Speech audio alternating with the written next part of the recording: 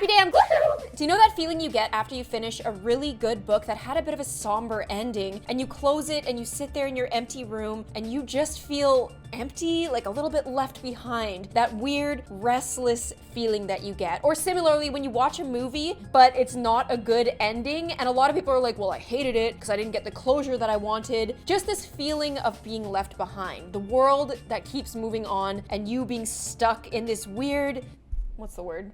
Limbo. When you're stuck in limbo. Today we're gonna look at something called liminal spaces. This is an internet phenomenon of people liking these images that look very unsettling. They make you feel uneasy. These are places that we all know. These are backgrounds that we've all seen in our dreams. At least the North American 90s to 2000s kids. We can relate to this, I think. Let me know in the comments if you can relate to these. But first, some context is important. So this girl is saying there's none of the usual sound, getting into an empty elevator and feeling a little bit uneasy. Like the hallways in the movie The Shining, like these long, drawn down hallways that make you go, ah! When people talking about liminal spaces talk about the back rooms, they're essentially talking about like when you're in a video game and you kind of no-clip through a wall, you find a glitch, and then you fall into this weird zone where it's just a place where the player was never meant to be, where it just seems like this endless maze. That's essentially what she was making a joke about, and then all the comments are like, those don't exist, it's not real. It's like, we know. Daddy, chill. We're just tripping, that's all. But here's a perfect example of these spaces. The empty supermarket, the weird, trippy stairwell, the dimly lit change room. When you're in these, usually they're well lit, there's people in it, hear stuff going on, the shower's on, the background noise, the empty hospital. I just wouldn't even go down there, I'd scream and run. Like, you feel like something is waiting for you. You're here. You can't help but have the feeling that this is the background of a dream you've had, of a nightmare, and that something is waiting behind this locker. Something is waiting in one of these doors. Something is waiting at the end of this hallway. I don't know why, because these are very benign spaces, but there's something about them being filmed in such a way that it just feels very voyeuristic and unnatural. Kind of weirding me out. And the architecture is a little bit unnatural. It's kind of like a kid flying a kite at night. Just something that we're not used to, and it kind of throws us off. 8-year-old white girl, middle of the ghetto, with quantum physics books. She about to start some shit. And like I was saying before, a lot of these things appeal to North American 90s and early 2000s kids, because these are a lot of places that we've all seen. All of us haven't been to these exact spots, but we can imagine them, because like this looks kind of like a preschool or a daycare. This looks like the crappy bedroom before we learned what interior decorating was. This looks like the PC that we were always on, with all of like the disgusting windows, the empty Coke. Somebody lives here, but they're not there. Where are they? They're all gone. There's something about like this rolling hill window. I feel like I've seen this a million times. I hate it. Places you've seen in your dreams. Okay, so there's the empty school. I always hated staying for extracurriculars after school, or like taking really long for something, having detention, something, and then walking the halls of school at night, or like when the evening was coming, especially in the winter when the sun sets at like 4. It just felt so abandoned and empty, and you're used to seeing these halls bustling with people. Something about like being alone with my thoughts in this weird, seemingly abandoned school, it freaked me out. These rolling hills stand out compared to the rest because instead of architecture, it's just kind of like an open, it looks like a stock image photo that we've all seen, and I feel like that's why it like triggers something in all of us. Ew, it's another empty hallway, I hate it. When I worked in the back of a grocery store in produce, when you were like going through the halls behind the grocery store, they looked exactly like this. And it's nightmare fuel. Like, these are things that you're subconsciously aware of, because when you're walking down a hall like this when you're 15 and you work at Save on Foods, you're not thinking about the ambience. You're just kind of like uncomfortable. Your brain is like mapping all of this out, but you aren't aware of how active your brain is in mapping these things out and how you're gonna remember these things forever. Places that look familiar, but something is off. Well, that's empty. This is like where I would have had a birthday party in the 2000s. The empty library, I hate it. No books. Ooh. The old school paint colors, the disgusting paint colors that we used to use. Yuck.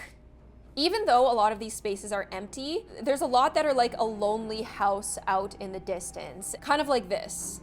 I mean, not really. Like, this is just architecturally uncomfortable. Like, it almost looks impossible in a way. Ugh. Start life? No, thank you. I'm not starting the game yet, thank you. You see something like this in the distance, but it usually looks like a more suburban house, and you kind of imagine the people who live in those houses, and it makes you feel weird. It kind of reminds me of the train scene in Spirited Away, where she's just on this long journey. It's just long, sprawling, empty, lonely landscapes, and everybody else on the train with her are people with lives and with luggage, but they all kind of look like ghosts. This scene was like really striking to me in a similar way that Liminal Spaces are, because you think about how this guy has a story. He has a whole life going on. That's deep. And I don't like to think about it, and him being see-through makes me not want to think about it, but think about it even more. It's weird. Another thing that this triggered in me was this philosopher, Jean-Paul Sartre. He wrote about how other people's perceptions of you, that perception is the real perception, except it's trapped inside them, and you are never gonna know what it is. So even feeling lonely and left behind, even when you're with people, that's something that Sartre felt like a lot, and he wrote about like a tree root drove this man crazy. He looked at it and he was like, that's too real. Like, this guy was a little bit too deep, but that little note made me like think about how I crave this feeling, this lonely feeling, and I feel like a lot of other people do too, and that's why Liminal Spaces has this weird like cult following. I don't know what's real anymore. All right, do you prefer weird core or dream core? Honestly, I don't know the difference. I mean, that's certainly weird. Ew, the eyes all over. And there's dream core. It seems like low quality but vibrantly colored old places that we all know, like the play places, the water slides. I've weirdly enough never dreamed about a play place. I feel like I should have by now. The empty house with the hand in it. Oh, please no. Oh dear, no. When you see an empty house, like when I saw this, I felt like someone was out there. And this TikTok account did something really interesting here because they put exactly what I assumed would be here. And when I was younger, I had this dream that I had this bed by a window on my back, which is weird because I've never had that, but it was as vivid as this. And someone's hands came through the window and snatched me up. So this is like an every dream. Like, this is some good, scary writing right here. And it kind of reminds me of, actually, me and Terry have been looking for a house to live in lately. And one of the houses we went to, this is my friend, that's how high the roof was.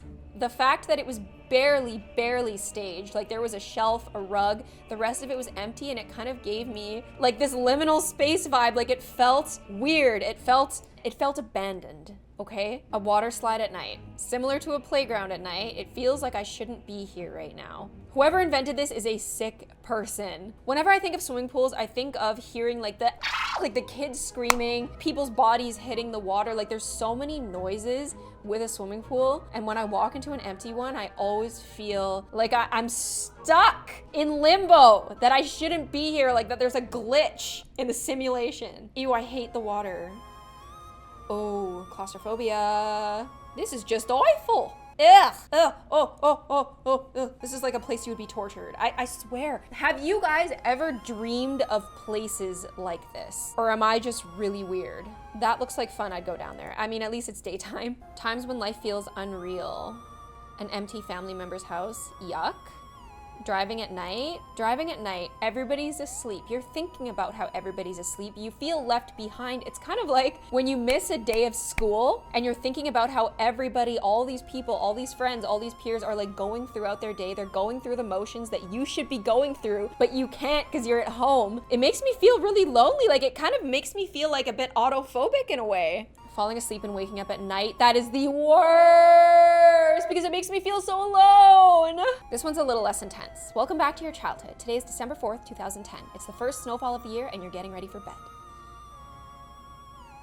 It's so cozy, but why does it make me feel so uncomfortable? Is it because it's a time that we're never gonna get back? I don't know. We have to go back! Pictures that feel strangely familiar but are uncomfortable. It's kind of like your subconscious picking up these cookie cutter places that we've all been to, because a lot of us have been to Walmarts, which are kind of all built the same. We all live in neighborhoods where all the houses kind of look the same. We've all been to Toys R Us's that all kind of look the same. And this is just these images with the people taken out and sometimes the lights off. Something you really don't want to think about too much. Ugh. I can imagine myself at a wedding that I didn't want to go to, walking in here, helping set up chairs. I don't know why, but there's so much flooding. Like, there's so many elements of flooding. The foggy, gloomy days that you don't want to find yourself in, but you like remember what it's like. Picturing the people who live in there and going, ugh, have a nice life, get me out of here. Nostalgia is sad. I've never seen a place like this empty, and I never want to. But I guess it's similar to like going to the mall before close when everything's kind of empty. Like I just have this feeling of urgency. Like, I need to get out of here. I shouldn't be here right now. I wonder if it's kind of like an instinct, like being a girl, like when things are too empty, like I get a little bit anxious. I need to be around other people, like something is unsafe. Like I wonder if that's an evolutionary thing that I've evolved to have. My caveman ancestors were like, this Target's empty. Let's get out of here. The old McDonald's chairs, ooh. Places where happy things used to happen, but are deserted now. Very strange. The abandoned food court, a food court that we've all been in. I don't think we've ever stopped to picture it empty. And that's why it's so weird. It's like, it's disorienting. So The Shining, the movie, scared me really badly because it was like a lot of these long, dark hallways, like just places that don't look very inviting. But Dumb and Dumber also really scared me as well because when Harry and Lloyd got into a fight and split off in this long, empty, sprawling environment, I was like, they're gonna be alone! The burning memory of that is like a core memory, and I feel like that's why I'm so receptive to these liminal spaces. I'm literally the target audience. It's kind of like, you know when you listen to sad music because you want to feel something? Like, I feel like people who look at this, they probably like Elliott Smith too. Morbid fear of solitude. Autophobia, yeah, I think I have that, honestly. Because I would want to get out of here so fast. I would want to get out of here instantly.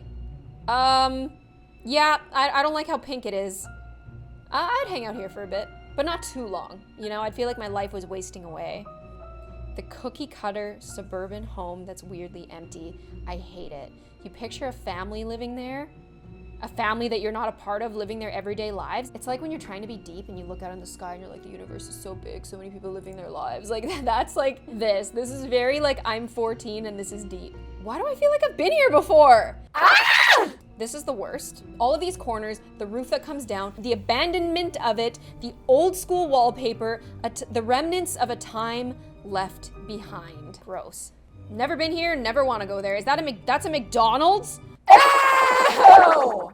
There's something to be said here. I was interested in this topic because it has such a big cult following. I always get interested in things that people get really excited about that seem so weirdly mundane. This is definitely a beauty in the mundane scenario. And looking at these pictures definitely like gave me that feeling that I get after I finish a book and I'm like, ah! Like I'm having a weird existential crisis, so decided to look into it for you. Also, it was a request that I got on my Discord, so I hope that you guys enjoyed this video. If you'd like to see me again, make sure you push notifications, and I will see you on the next one. Bye!